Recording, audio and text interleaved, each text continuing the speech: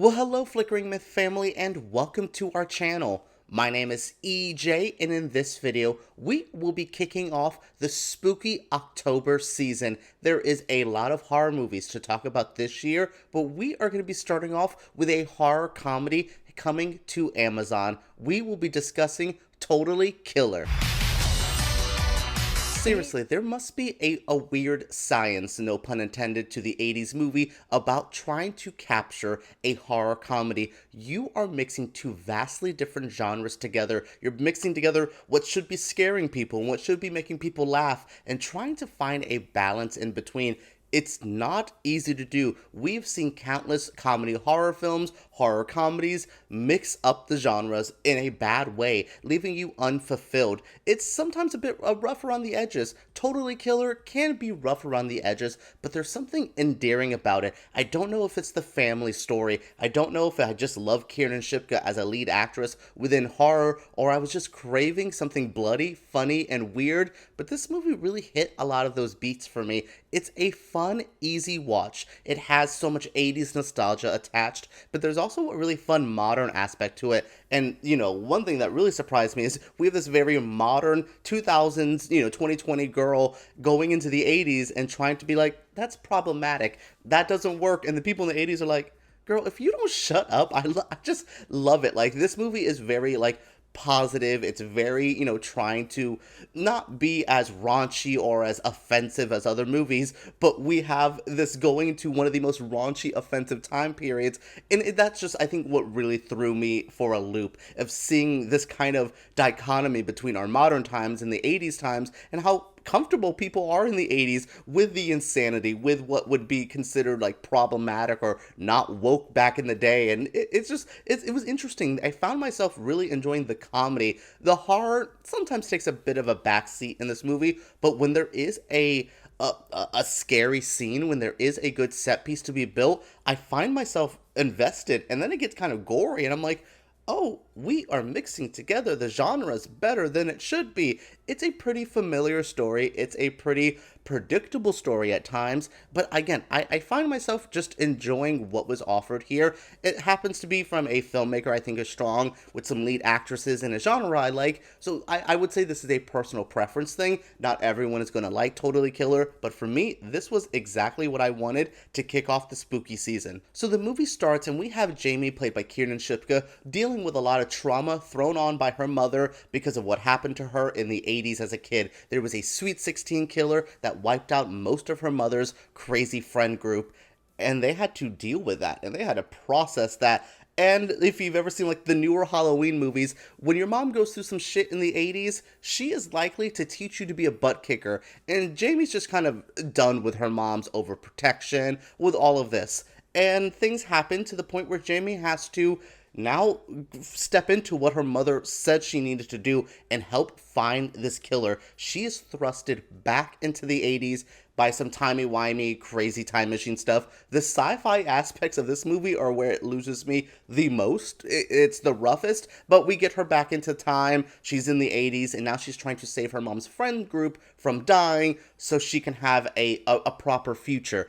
It's a pretty decent setup. It is familiar to the movie The Final Girls. I saw that years and years ago, but they're completely different execution, tones, themes. They're handled very, very differently, and I think that's what keeps this feeling a little bit more fresh. I like the story of her going back in time, meeting her mom, what she's going to do with her mom. We're like The Final Girls. They were all set inside a movie. It was very much making fun of 80s slashers by making an 80s slasher, literally. This one is just an 80s movie that happens to have a killer in the background, because this movie does feel like an 80s comedy. Molly Ringwald is a major talking point of a lot of the characters, and you can feel the 80s-ness coming through, and I thought that was really smart. I thought the story was easy to get into. You're rooting for Jamie. She's trying to, there's like a couple girls who get murdered, and she's trying to stop each and every one from happening, and she may not be as successful, and what does that mean for the timeline? Is she messing it up? Is she going to Marty McFly all this? There's a lot of interesting ideas presented, and it goes through very well. For like an hour and 45 minutes, I was invested, I was hooked, I was just like, get me to the end. I want to see how it is. And then by the killer reveal, I was like, oh, okay, he was on my list of kill. When you have like a list of people, you're like, she, him, blah blah blah. You go through it and you're like, okay, cool. And the movie let me do that. It let me play my like slasher mystery game, which is one of my favorite things. It's why I like Scream movies so much. I like trying to solve the mystery with the audience, with the characters, and this movie allows you to do that. Totally Killer has a strong setup for sure. It leans way more into the comedy than the horror. Sometimes the comedy doesn't land, which is a personal preference. Comedy is very subjective, but for me, when the horror lands and when it's actually a slasher movie, they do no wrong. One of the biggest complaints I could have about this movie, and I don't have too many, it feels a bit television show at times, in the good and bad ways that I would like that to mean. Like, I thought this could have been a great, like,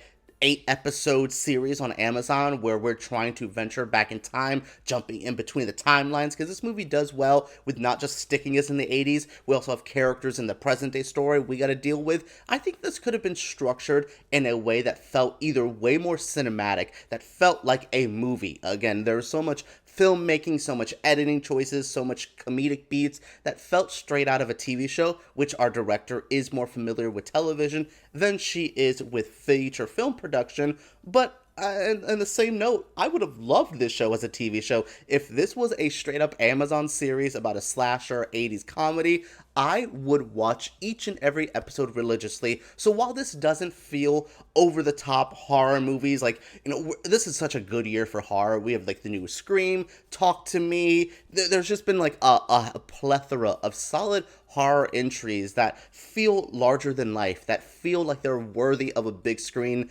treatment. I don't know if I would have seen this at Fantastic Fest when it premiered and would have been like, wow, I really needed this over the top slasher movie. No, it feels low key. It feels like something great to throw on Friday night. You invite a couple friends and pop some popcorn and you can watch it. So I would say lower your expectations a little bit. This is not the biggest bombastic film, but also it could have been tweaked to be a TV series I would have been addicted to. So I'm conflicted on the lower scale, the smaller scope of this movie. It goes down to some of the production design, some of the set design does feel a bit cheaper, but they do not skimp on the gore. My goodness, I was really impressed with the violence on display here, which sounds like such a weird statement, but I'm a horror fan. I'm allowed to say it. Yeah, okay, this movie has so much potential. The potential is realized for the most part, but I think a television show could have really saved this and made it like a cult classic for years to come. Overall, I want to see the director Monn-Djasgnar Khan and Kiernan Shipka in more things, maybe even together. These two seem to speak a similar language. Monn-Djasgnar did a show years ago called Don't Trust the Bitch in Apartment 23 with Kristen Ritter, who I was just like, keep her around, you understand Kristen Ritter so well, and it seems like nobody else has nailed Kristen Ritter since Sorry Jessica Jones or Breaking Bad or whatever. It's truly Monn-Djasgnar and Don't Trust the Bee is like where she gets it, and same thing with Kiernan. I want to see these two work together. There is potential to have, honestly, spin this off into a television series. It's there, the potential's there. Give me more of these two together. Alright guys, what did you think of my review? What do you think of Totally Killer? If you've had the chance to see it yet, what did you think? If you're going to be watching it on Amazon, well, what are your feelings? Share them down in the comments below. Give me a thumbs up if you did enjoy, and subscribe to our channel for more videos just like this.